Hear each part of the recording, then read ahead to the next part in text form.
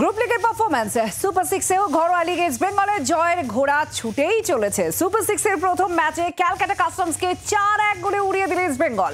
আর এদিন ম্যাচে জোড়া গোল পিভি বিষ্ণুর। ঘরোয়া লিগে ইস্ট বেঙ্গলের দাপট অব্যাহত। এদিন এই দাপটের সামনে খড়কুটোর মতো উড়ে গেল ক্যালকাটা কাস্টমস। পিছিয়ে পড়েও 3 পয়েন্ট নিয়ে মাঠ ছাড়েন ইস্ট বেঙ্গল ফুটবলাররা। 4-1 গোলে ম্যাচ জেতে ইস্ট বেঙ্গল।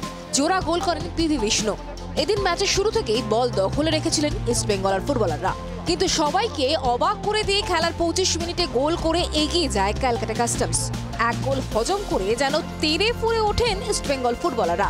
বিরতির কিছু আগে ইস্ট বেঙ্গলের হয়ে গোল শোধ করেন শ্যামল বেসরা। মাঠের বাঁ দিক থেকে হীরা মণ্ডলের ক্রসে মাথা ছুঁয়ে গোল করে যান শ্যামল।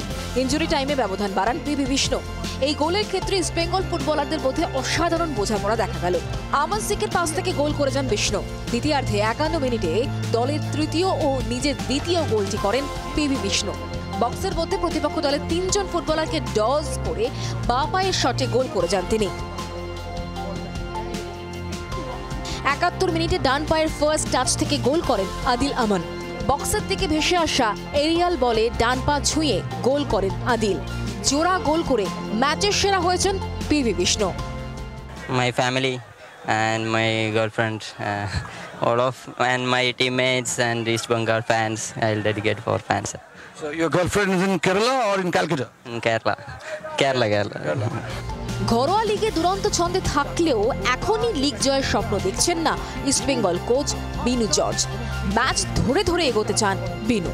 ক্যামেরায় অমিতের সঙ্গে দেবাঞ্জন, জি 24 ঘন্টা। বাংলার আওয়াজ, বাঙালির আবেগ, জি 24 ঘন্টা।